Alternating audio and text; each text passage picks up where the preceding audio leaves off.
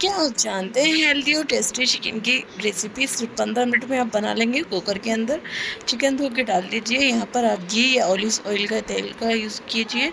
यहाँ पर आप ब्लैक पेपर और उसका ही पाउडर और 4 से 6 लहसुन की कली और 2 स्लाइस करे हुए टमाटर और आधी चम्मच नमक डालकर एक सीटी लगा दें चिकन को। थोड़ा पानी इसका सुखा देंगे, खुश्क कर देंगे और देख लीजिए रेडी है आपकी सिंपल सी एक चिकन पैपर की डिश। बहुत हेल्दी है। आप रोटी या फिर वैसे ही चम्मच के साथ भी इसको सर्व कर सकते हैं। रेसिपी पसंद आई तो please please please like and share and subscribe ज़रूर कीजिएगा।